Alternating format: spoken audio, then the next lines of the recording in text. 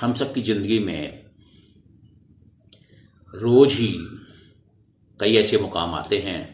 जिसमें हम अपने मन को कंट्रोल नहीं कर पाते हैं और जो चीज़ हमको पसंद नहीं आती है या किसी के शब्द या किसी की सफाई हमको पसंद नहीं आती है, किसी की वार्तालाप हमको पसंद नहीं आती है या उसका व्यवहार हमको समझ में नहीं आता है, तो हम क्रोधित हो जाते हैं। और क्रोधित होने के बाद हमारे मुख से ऐसी भाषा प्रयोग में आ जाती है जो कि समाज के हित में नहीं होती। कुछ लोग इस चीज़ को बड़े आराम से कंट्रोल कर लेते हैं और उस बिंदु को, उस समय को सहजता से टाल जाते हैं, लेकिन जो लोग बहुत संवेदनशील हैं उनमें ये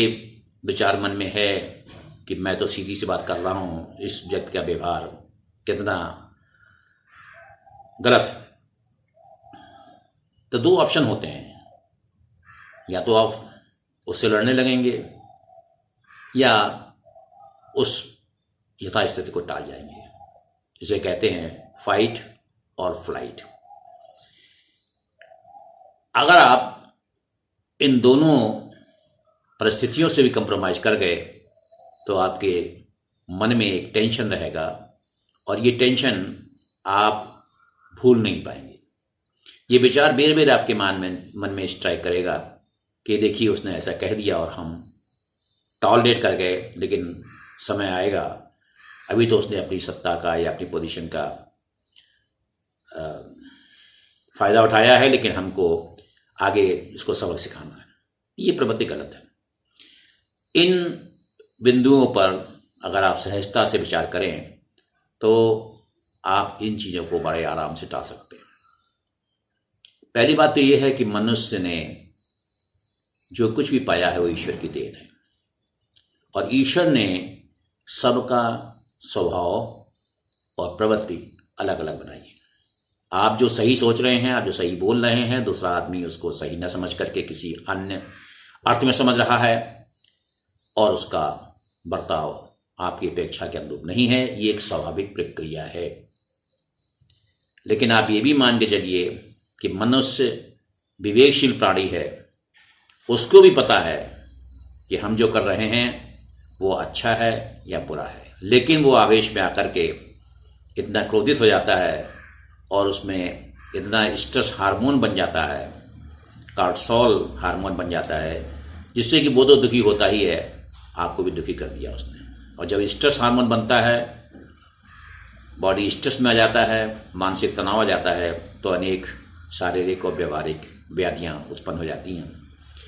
तो कोशिश ये करें कि आप उस माहौल में, जिसमें कि आप एक आदर्श माहौल मान के चलते हैं मन में, उसमें ये सोचिए कि किस तरह से अपने को ढाल लिया जाए। क्योंकि जो कभी भी चीज़ें कुछ ऐसी होती हैं जो आप नहीं बदल सकते और उसके लिए दुखी होना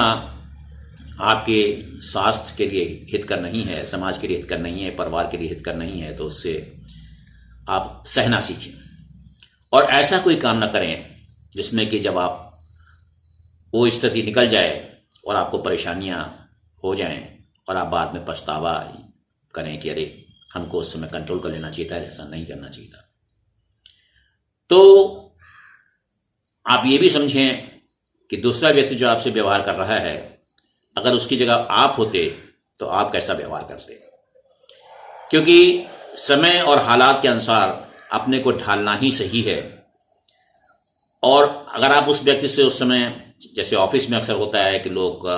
कुर्सी पे बैठे होते हैं, आपने कुछ कहा तो उनका व्यवहार ड्यू टू वर्कलोड या वर्क स्ट्रेस कहिए या अन्य परिस्थितियां हैं जिसके हिसाब से वो थोड़ा सा एरोगेंसी के मूड में आ जाता है और वो आपसे दुर्व्यवहार कर जाता है या ऐसी बोल जाएगा जो आप बहुत दुखी हो जाएंगे। और आपका भी ये कर्तव्य बनता है कि आप उस व्यक्ति से उस समय बात करें जब वो अपने स्वयं की परम बिंदु पर हो, क्योंकि उसको उस समय पता होगा कि हम जो व्यवहार करने जा रहे हैं वो कितना सही है, कितना गलत है। और अपनी बॉडी लैंग्वेज पर और अपने जो फ्रेमिंग ऑफ सेंटेंसेस हैं उन पर जरूर ध्यान रखें, पोलाइटनेस रखें, जिससे कि उस व्यक्ति के ऊपर अगर गुस्सा भी आना चाहेगी तो वो उसको टाल जाएगा। तो अतीत में आप क्या थे या वर्तमान में आप क्या हैं, इसको तो आप किनारे कर देना चाहिए, क्योंकि अगर आपने अहम दिखाया तो दूसरा वाला व्यक्ति भी आपके अहम के सामने अपना अहम दिखाएगा। क्योंकि आप जो अपनी लैंग्वेज में जो अपना एक स्टेटस शो करने जा रहे हैं या अपना जो पुराना अतीत है उसके हिसाब से बोलने जा रहे हैं तो वो सहेगा नहीं, और उसी लैंग्वेज में आपको, और उससे हो सकता है कि उससे और कठिन लैंग्वेज में आपसे जवाब दे दे। तो आप कहीं भी जाएं और ये मान के चलें कि जाहि बिद राखे राम ताहि बिद रखिए। और एक और चीज़ बात ध्यान रखने वाली ये है कि कौन सी बात कहाँ कब और कैसे कही जाती है, ये अगर सलीका हो तो हर बात सुनी जाती है। तो किसी भी दुर्व्यवहार को जो आपके साथ हुआ है उसको आप कोसिए भी नहीं, बल्कि उसके लिए ईश्वर से प्रार्थना कीजिए कि इसको सद्बुद्धि दे, क्योंकि आज नहीं तो कल अपने इस कुपित व्यवहार से वो उसको अपने जीवन में एक अंग बना लिया होगा उसने, और उससे ऑफिस में, घर में, समाज में कहीं ना कहीं उसको इसके लिए परेशानी उठानी पड़ेगी। तो आप अपने मन को बोलते समय जरूर स्थिर रखिए और इन विचार बिंदुओं पर हरदम दिमाग में विचार कीजिए कि हम ऐसा कोई कार्य न करें जो कि उसको भी हर्ट करें आप और खुद भी हर्ट हो जाएं, और अपने लिए एक समस्या लेकर के, स्वास्थ्य संबंधी समस्या, पारिवारिक समस्या लेकर के चले जाएं।